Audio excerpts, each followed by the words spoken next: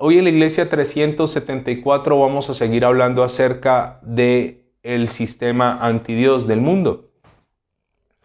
Y dice 2 Corintios capítulo 4, en los cuales el Dios de este siglo cegó el entendimiento de los incrédulos, para que no les resplandezca la luz del Evangelio de la gloria de Cristo, el cual es la imagen de Dios. Hay un sistema donde hay una corriente donde la gente está allí metida. Esa corriente los va empujando, los va arrastrando, así como cuando hay una creciente súbita de un río que viene arrastrando con todo, se lleva puentes, se lleva árboles, trae una palizada, trae ramas, trae rocas. Caer en una corriente de esas es muy, muy peligroso.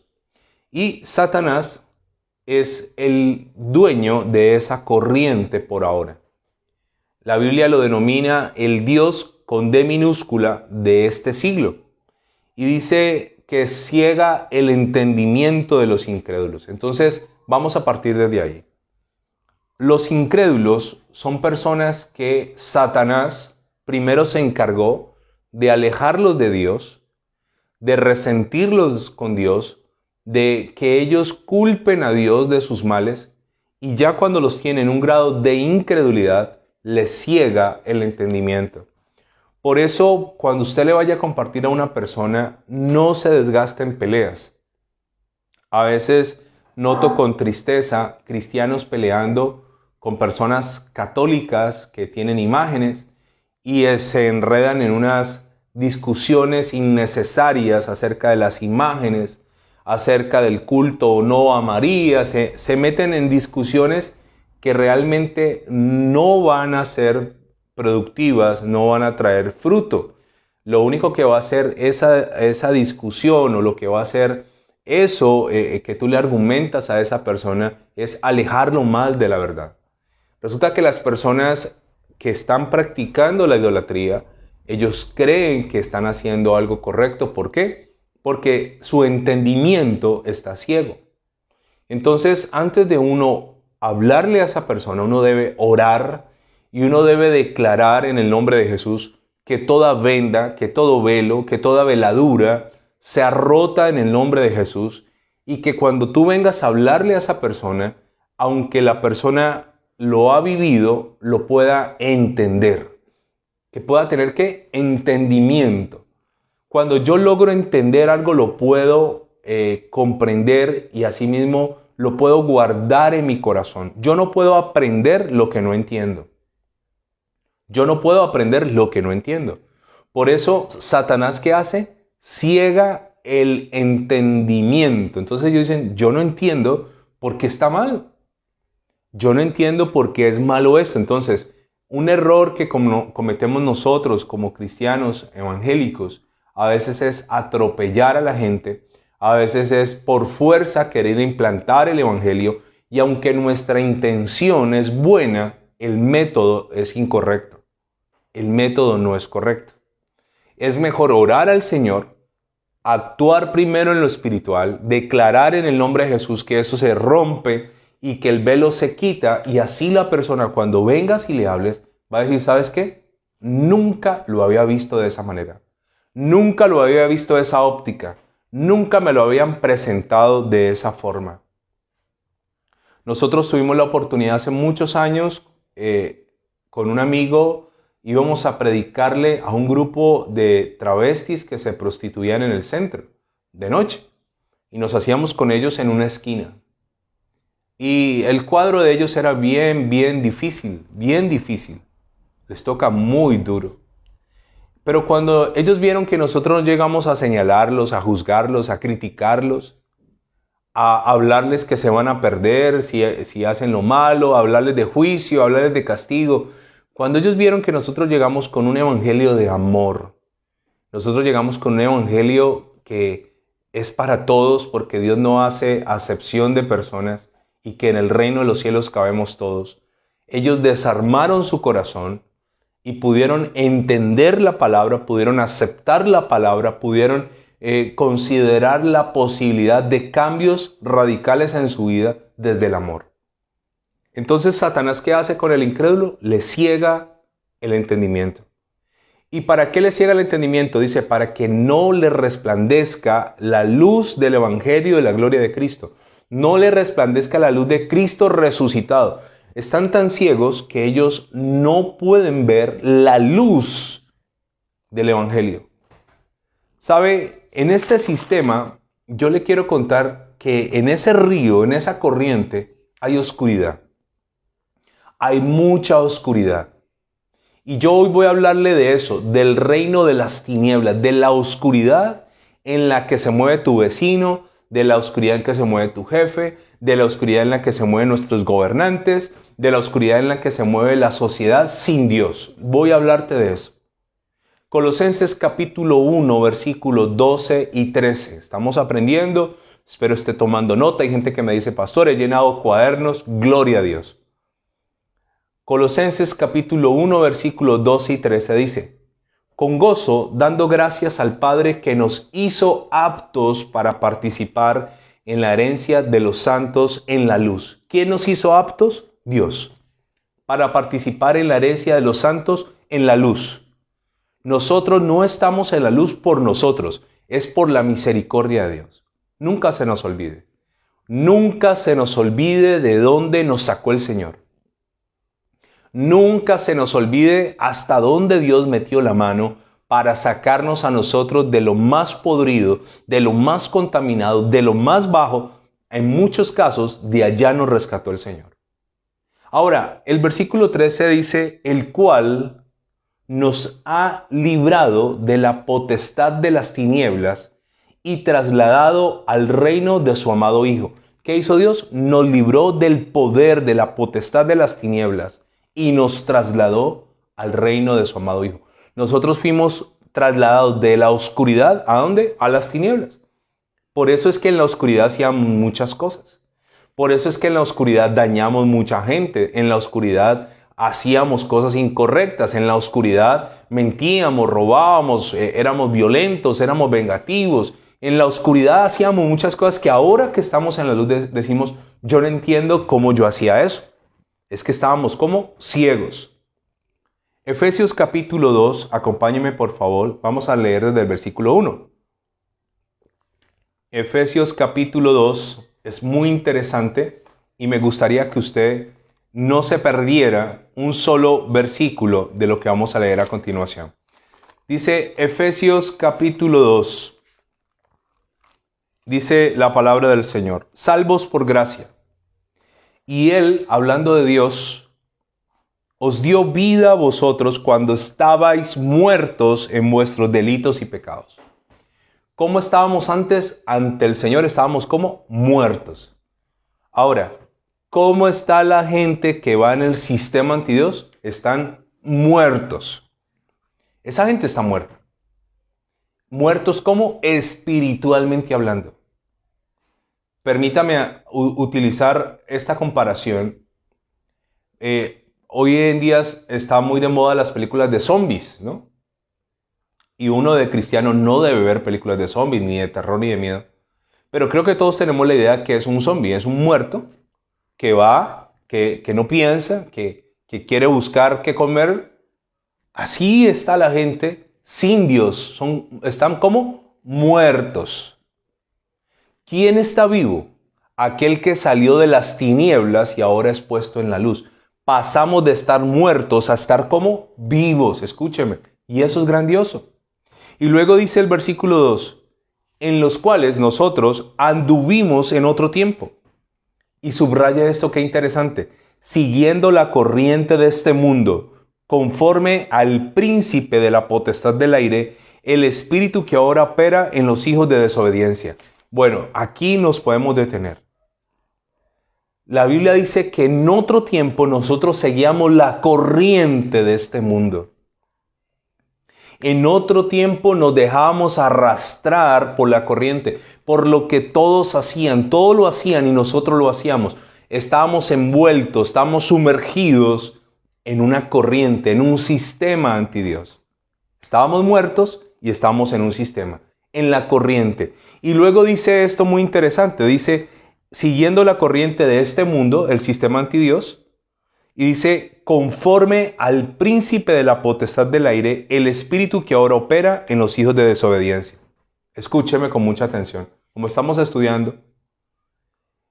En la Biblia, al diablo se le dan varios nombres.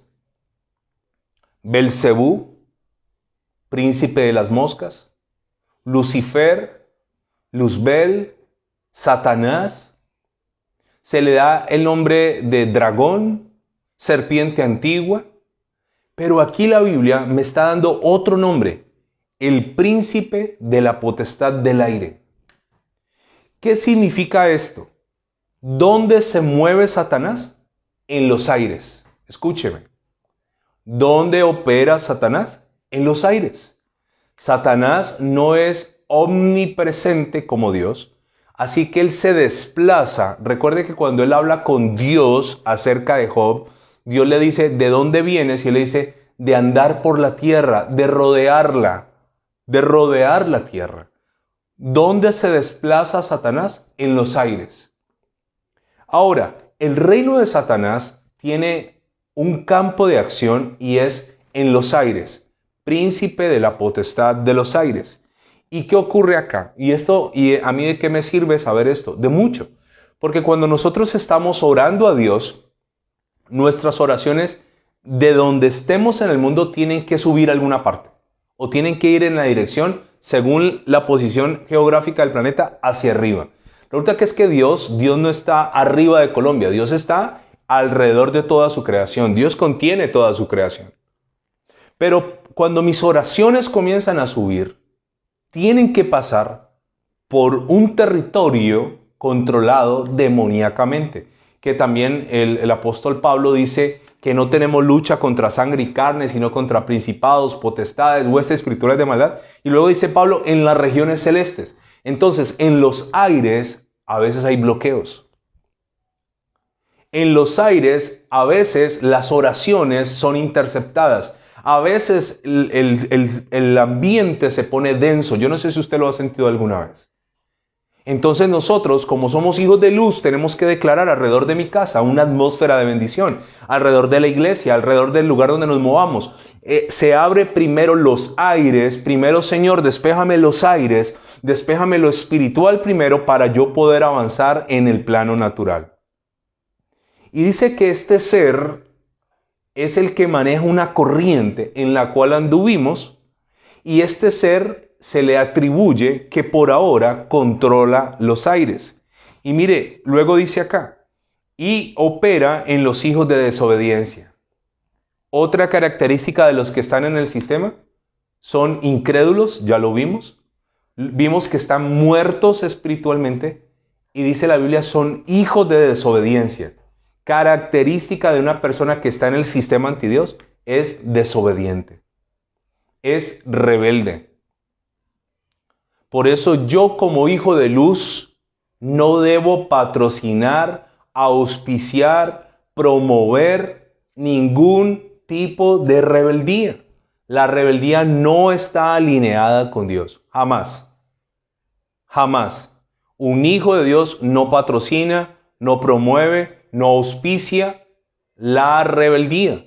¿Satanás en quiénes opera? En los incrédulos.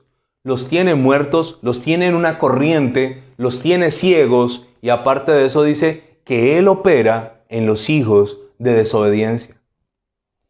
Este mismo pasaje en la BLP dice, era el tiempo en que seguías los torcidos caminos del mundo, las directrices del que está al frente de las fuerzas invisibles del mal, de este espíritu que al presente actúa con eficacia entre quienes se hallan en rebeldía contra Dios. Ahora, ¿qué hace Satanás? Promueve la rebeldía. Por eso en la corriente del mundo es popular ser rebelde. Rebelde contra toda autoridad. Toda autoridad siempre para el rebelde será mala. La persona rebelde se conoce porque a donde llega choca con su autoridad. Si es en el colegio, chocará con su profesor. Si es en el trabajo, chocará con su jefe. Si es en la iglesia, chocará con el pastor o con un líder. El rebelde se conoce porque siempre choca con la autoridad. Le cuesta trabajo obedecer. ¿Le cuesta trabajo qué? Obedecer. En la versión NTV dice, vivían en pecado igual que el resto de la gente obedeciendo al diablo, el líder de los poderes de este mundo invisible, quien es el espíritu que actúa en el corazón de los que se niegan a obedecer a Dios. Entonces, ¿cómo es el sistema antidios? Es un sistema ¿de qué? De rebeldía. Por eso, si yo soy cristiano, yo no encajo en un sistema ¿qué? Rebelde. Yo no encajo en un sistema rebelde. Vuelvo a explicarle, el rebelde siempre tendrá problemas con su autoridad.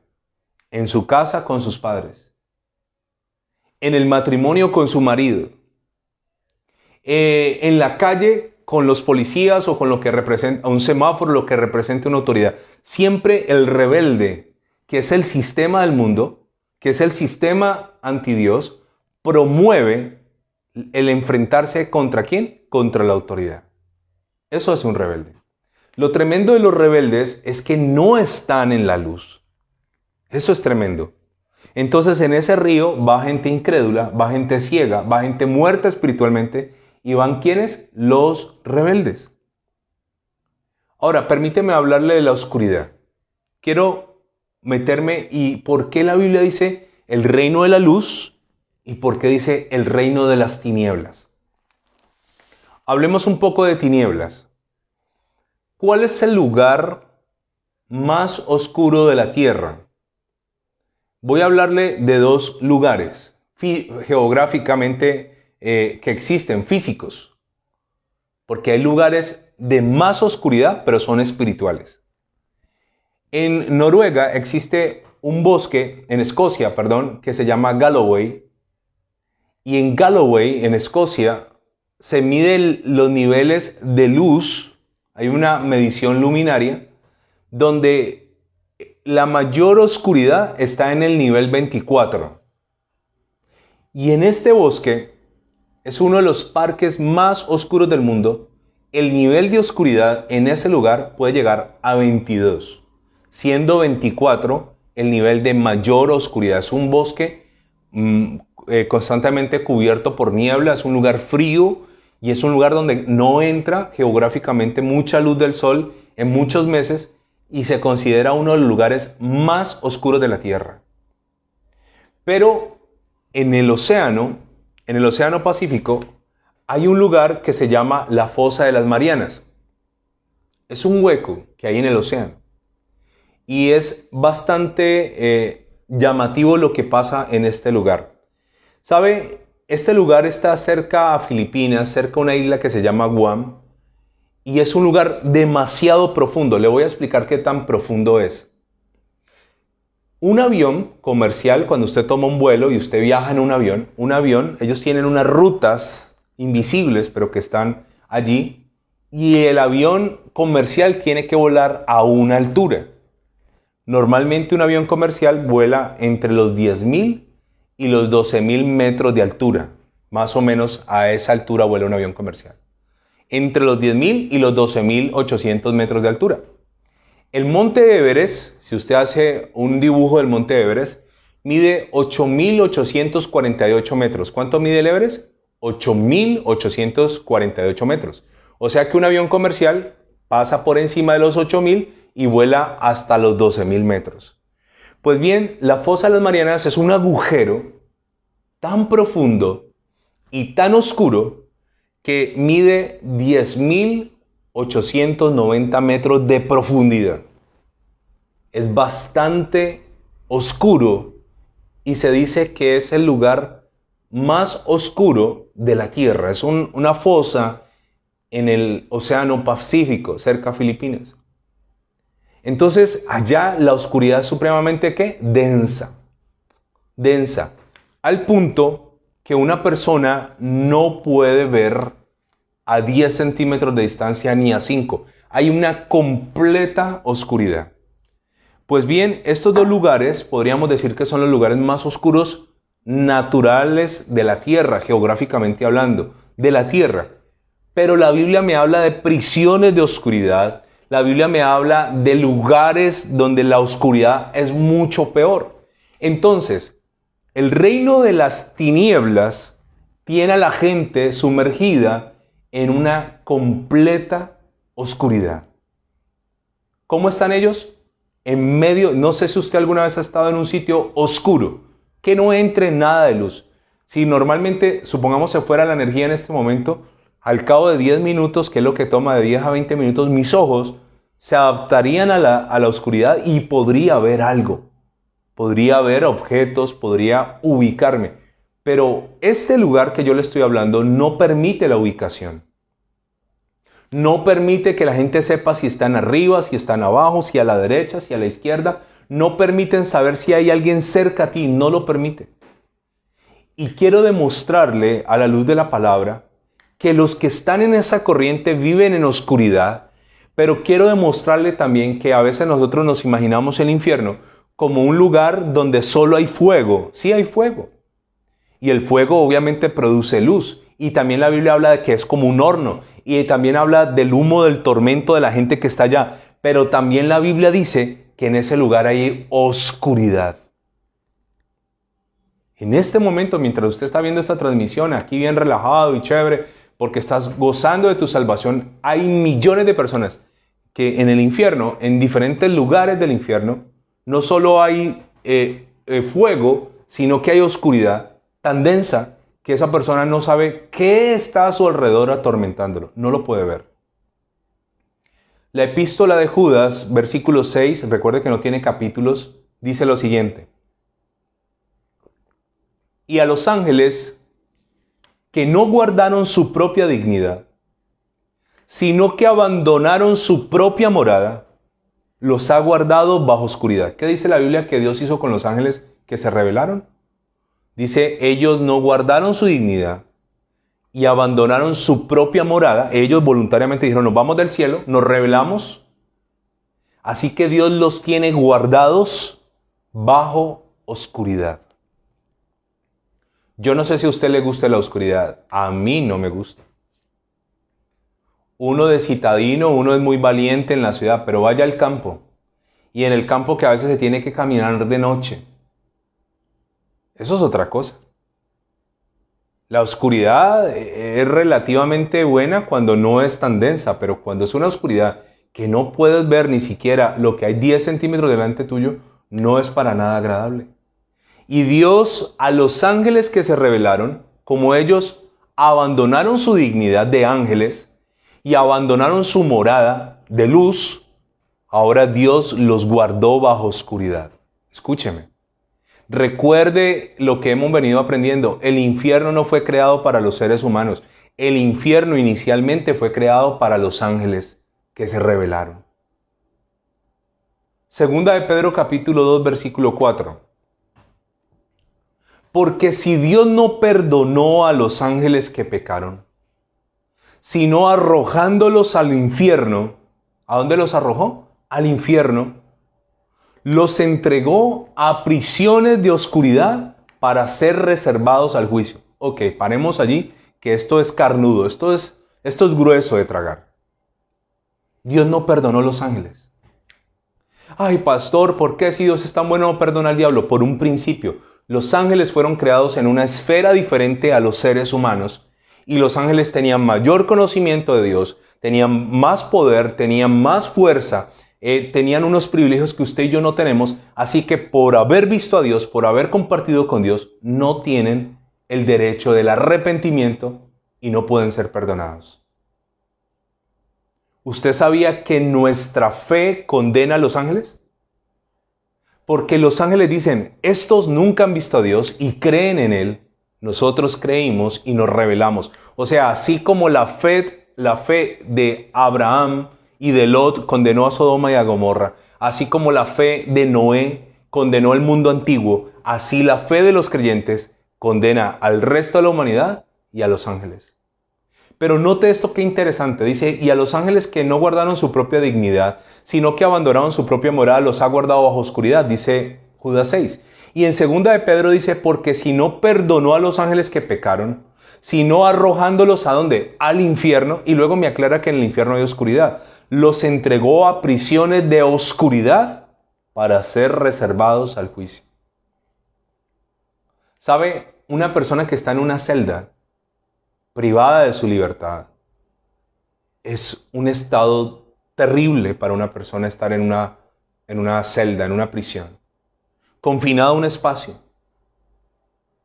Ahora, la peor celda en el reino humano, la celda más sucia, la celda más peligrosa, la celda más maloliente, la celda más infecciosa, es un penthouse en comparación con las prisiones de oscuridad que hay en el infierno, donde ahora hay almas encerradas allá, que Satanás los metió en un sistema, los llenó de ceguera, los engañó, les mintió y finalmente logró llevárselos con él. Todo eso que yo le estoy hablando, todo en la Biblia está conectado. ¿Usted sabía que una de las plagas cuando Moisés fue a hablar con Faraón fue la plaga de la oscuridad? Que fue la plaga previa a la muerte de los primogénitos. Acompáñeme por favor a Éxodo para que nos demos cuenta un poco acerca de la oscuridad. Éxodo capítulo 10. Y qué interesante este pasaje porque me habla de esta plaga, la plaga de la oscuridad. Dice Éxodo capítulo 10, versículo 21.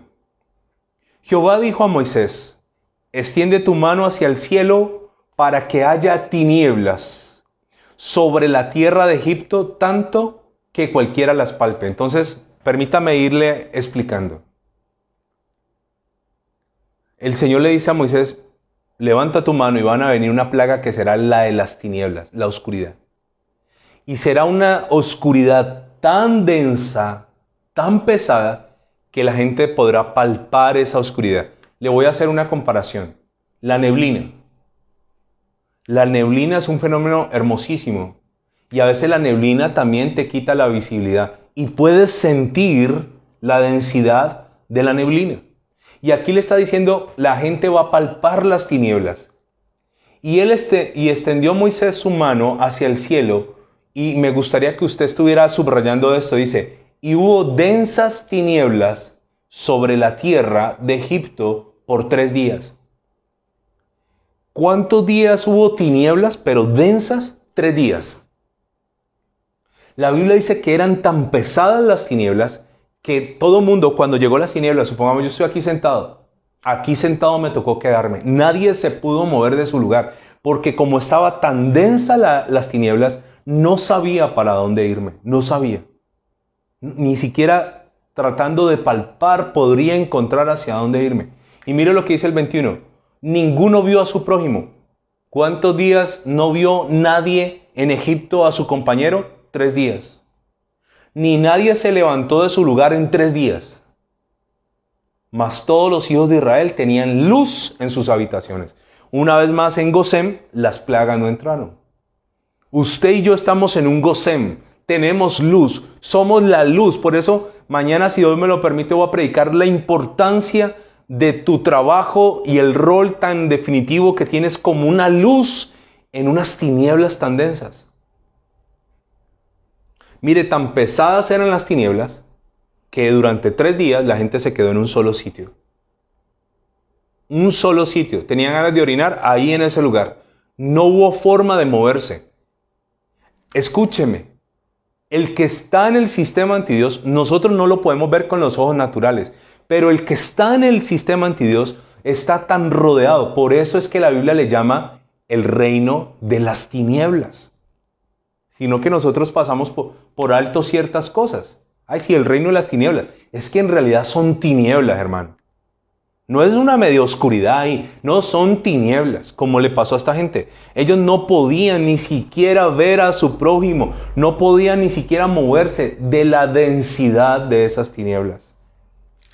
Lo sorprendente de esto es que en Apocalipsis, cuando Dios derrame, todo está conectado, Dios derrame las copas de la ira, una de las copas va a ser tinieblas. Acompáñeme por favor a Apocalipsis capítulo 16. Y mire lo que dice el versículo 8. Quiero leer desde el versículo 8. Apocalipsis. Pasamos de Éxodo a Apocalipsis.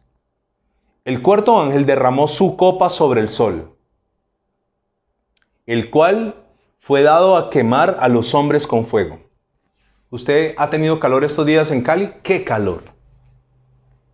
Pero sabe, en un tiempo no muy lejano, cuando Dios decida castigar a la humanidad, cuando ya el plazo de la salvación, de entrar en el arca, se cierre, no quiero ni siquiera pensar en lo que le va a ocurrir a la humanidad que están en la corriente antidios. Escúcheme.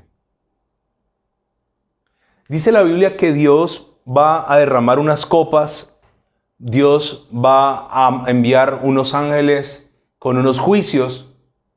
Y dice en el versículo 8 que uno de los juicios es que el sol va a quemar a la gente.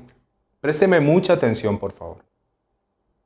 ¿Sabe una cosa? Si hoy los científicos dijeran, la capa de ozono, que es la que protege la Tierra, es el blindaje que hizo Dios para que los rayos del sol no entraran y dañaran y produjesen cáncer y hubiese el calentamiento global y se quemaran los bosques. Si los científicos dijeran hoy, la capa de ozono hoy está mejor que hace 200 años, yo diría la Biblia se equivocó.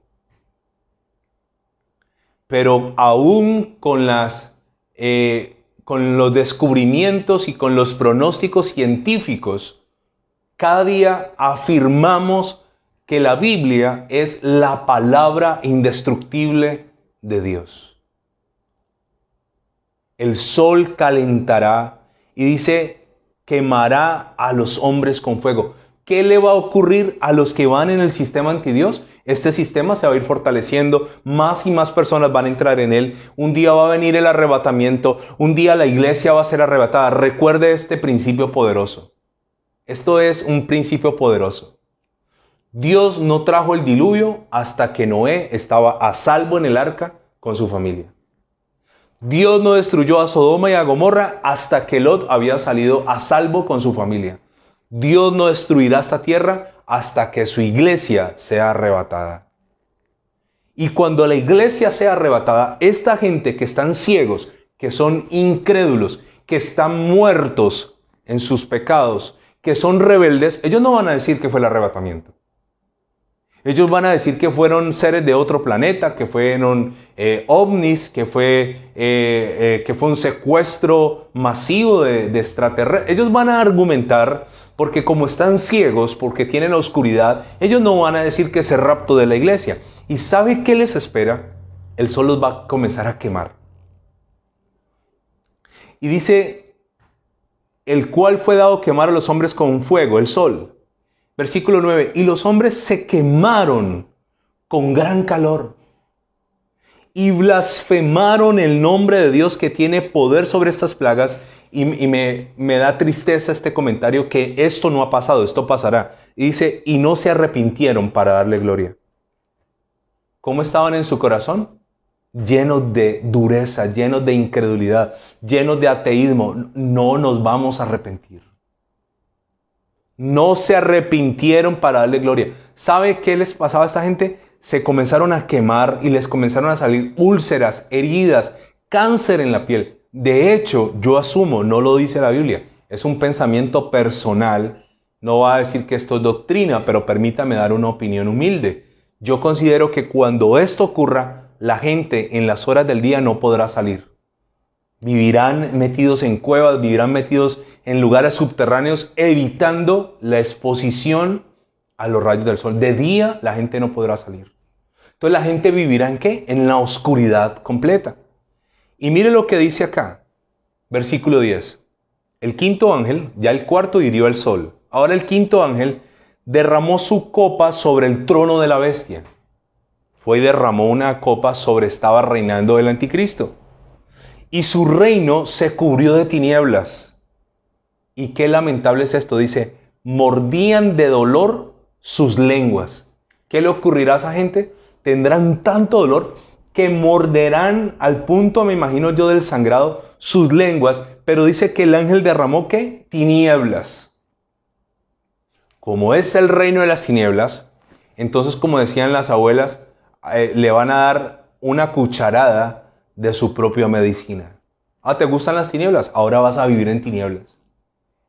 ¿Te gusta andar ciego como un topo? Pues ahora vas a tener más densidad y seguramente muchas de las plagas de lo que nosotros vimos en Éxodo, que las aguas se convierten en sangre, en Apocalipsis también, muchas de esas plagas las van a volver a vivir estas generaciones y una de esas será una oscuridad que la gente no podrá ver absolutamente nada, contando que en ese momento obviamente el accionar de demonios será impresionante.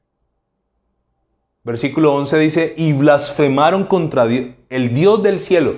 Y me gusta esta claridad que dice la Biblia Reina Valera. Dice, el Dios del cielo. Recuerde que ellos van a tener su Dios. Pero el Dios del cielo, el Dios de la Biblia, lo van a blasfemar.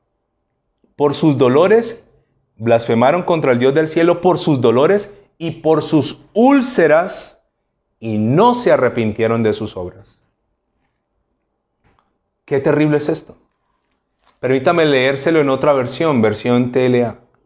El quinto ángel vació su copa sobre el trono del monstruo y su reino quedó en oscuridad. La gente se mordía la lengua de dolor porque las llagas los hacían sufrir mucho, pero ni aún así dejaron de hacer lo malo, sino que se ofendieron con Dios por el dolor que sentían. Entonces, ¿cómo es el reino de Satanás? ¿Un reino qué? Cruel. ¿Cómo es el reino de Satanás? Un reino de dolor. ¿Cómo es el reino de Satanás? Es un reino de odio, de rebeldía. Es un reino de ceguera. Es un reino de gente incrédula. Pero es un reino de tinieblas. Mateo capítulo 22, versículo 13 y 14 dice, entonces el rey dijo a los que le servían, atadle de pies y de manos y echadle en las tinieblas de afuera, allí será el lloro y el crujir de dientes, porque muchos son llamados y pocos escogidos. ¿Qué hay también en el infierno? Tinieblas. Atadle y echarle en las tinieblas de afuera, allí será ¿qué? El lloro y el crujir de los dientes. La palabra del Señor también me dice en Mateo 25:30, al siervo inútil echarle en las tinieblas de afuera, allí será el lloro y el crujir de los dientes. Lástima del tiempo, pero quiero decirle algo más. La gente que está allá afuera están perdidos. Por eso es que yo no tengo por qué ponerme a pelear con ellos ni a maldecirlos. Si una persona, y lo voy a decir respetuosamente, entendiendo que hay mucha gente que vive con esta condición física, pero si yo estoy parado al lado de un invidente o un ciego, como lo dice la Biblia, sin ánimo de ofender a nadie, y esa persona me dice a mí, yo veo un color verde enfrente, pero yo estoy viendo blanco, ¿yo cómo voy a poner a pelear con él? Yo le digo, es verde, si tú crees que es verde, es verde, aunque yo sé que es blanco. Porque yo entiendo que en su situación, seguramente el verde que se imagina no puede ser el mismo verde que yo me imagino. De hecho, hay personas que ven los colores de otra forma distinta, ¿no? Se dice que cada uno de nosotros tiene como una paleta diferente. Hay otros que, los daltónicos, tienen colores muy distintos a nosotros. Esto yo lo veo, yo no sé usted qué color lo verá, yo lo veo vino tinto, otro lo puede ver violeta o fucsia o yo qué sé. Entonces, ¿yo qué me voy a poner a pelear con un ciego espiritual? ¿Yo qué me voy a poner a pelear con alguien que está en tinieblas? Escúcheme. Su vida está en tinieblas. ¿Cómo está su corazón? En tinieblas. ¿Cómo está su alma? En tinieblas. Una vez yo escuché a una mamá, qué pesar, me dio mucho pesar eso. Le habían secuestrado un hijo, un grupo armado que estaba entre la frontera entre Colombia y Ecuador, le habían secuestrado a su hijo. Y la mamá, angustiadísima y preocupadísima, dijo, dijo estas palabras en un noticiero, dijo, yo le pido al señor Julano de tal, que era el frente, el que dirigía el frente que tenía el muchacho, que se ponga la mano en el corazón y que libere a mi hijo. Yo dije, empezó mal la señora, porque pedirle a alguien que está en tinieblas que se ponga la mano en el corazón. ¿Qué corazón? ¿Qué hay en el corazón de la gente que está en este sistema? ¿Qué hay en ellos? Hermano, escúcheme, tinieblas. Entonces ahora dejemos tanta bobada como cristianos, maduremos. A veces como cristianos nos sentimos mal porque el mundo nos trata mal, porque no nos quieren, porque no nos ayudan, porque nos menosprecian, porque se burlan de nosotros. Hermano, antes deberíamos de sentir por ellos una profunda compasión de su estado espiritual. Si usted entiende este mensaje, usted se volverá un ganador de almas. Escúcheme.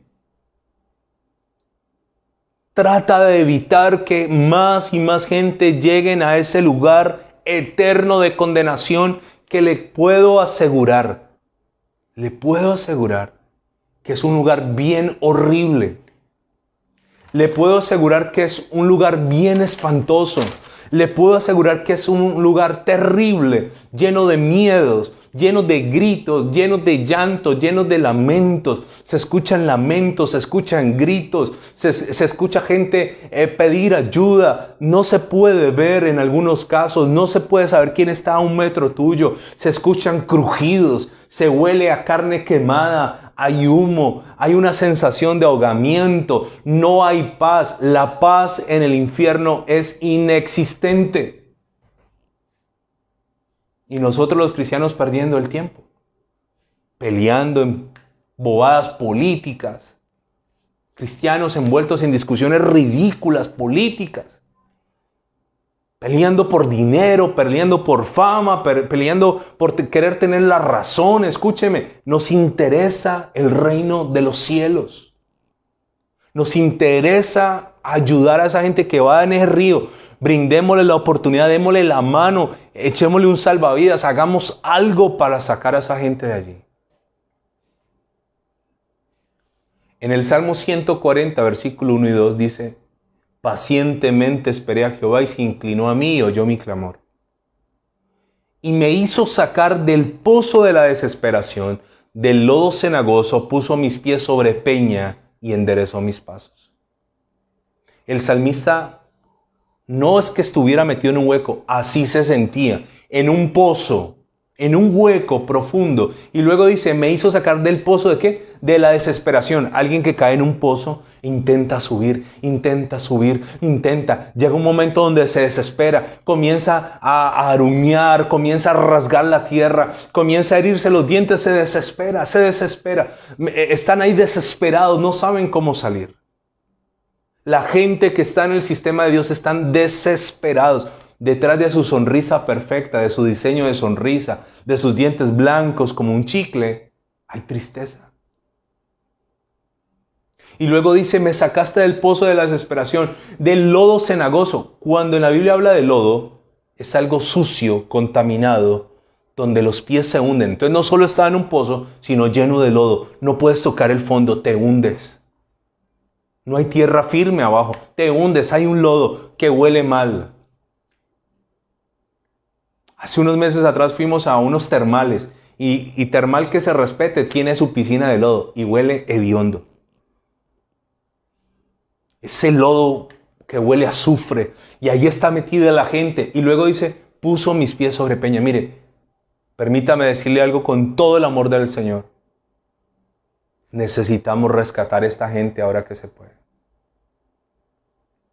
Y mañana, si Dios lo permite, vamos a saber cómo. ¿Ok? ¿Cómo lo saco de allá? ¿Cómo? Es que hay un cómo. En la versión NBD, Nueva Biblia al Día, dice, me sacó de la fosa de la muerte, del lodo y del pantano. Mañana, si el Señor lo permite, vamos a seguir. ¿Qué tal si cerramos los ojos y oramos por los que están perdidos? ¿Qué tal si le pedimos al Señor en esta hora que nos haga sensibles al dolor de los demás? ¿Qué tal si le pedimos al Señor que por un momento, imaginariamente, nos permita comprender qué es estar perdido sin Dios eternamente? Amado Señor, te pedimos perdón como iglesia, porque la iglesia está dormida, Señor, dormida. La iglesia está pensando en fama, en prestigio, en poder, en dinero, y eso forma parte del sistema antidios. Nosotros deberíamos tener una gran preocupación, y son los perdidos. Hay millones de personas que están ciegas, que van en una corriente que al final de ese río les espera la destrucción eterna de su ser. Señor, hoy te pido en el nombre de Jesús, como lo vimos ayer, que hagas de mí un hombre como Pablo, diseñado para abrir los ojos. Que me permitas colocarles colirio en sus ojos, que es la palabra de Dios, colirio, para que vean. Esos que están muertos, ayúdame a traerlos al reino de la vida. Esos que están ciegos, Señor, ayúdame a que puedan ver. Esos que están incrédulos, Señor, ayúdanos a que crean. Señor, ¿cuántos hoy morirán y se van a perder para siempre? Seres humanos reales hoy se van a perder para siempre. No se van a poder rescatar, ya no habrá manera, lo dice tu palabra, que está escrito, está establecido para todos los hombres, que mueran una sola vez y después el juicio. Señor, se van a perder y no se van a poder recuperar. Oro para que, Señor, nos ayudes a pararnos al lado de esa corriente, de ese sistema, y a no tener un dedo acusador que los hunda, sino tener una mano extendida donde ellos se puedan aferrar y los podamos sacar de allí para tu gloria, para tu honra, podamos ser instrumentos de salvación para otros. Ellos no saben, Señor. Por eso ahora más que nunca comprendo las palabras de nuestro Señor en la cruz. Lo estaban dañando, se estaban burlando de Él, lo estaban escupiendo. Y el Señor dijo, Padre, perdónalos porque no saben lo que hacen. La gente que está en el mundo no saben. Están tan ciegos que por eso cometen tantas torpezas, exponen tanto su vida, arriesgan tanto su ser. Están tan ciegos que por eso destruyen hermosos hogares, dañan a sus hijitos amándolos, porque están ciegos, Señor. Están tan ciegos que toman lo que el demonio les ofrece, consumen lo que el demonio les ofrece, dañando la maquinaria de su cuerpo perfecto. Están ciegos, Señor. Hoy te pido a ti, Señor, que les resplandezca la luz de Cristo. Que venga sobre ellos la luz brillante del Evangelio.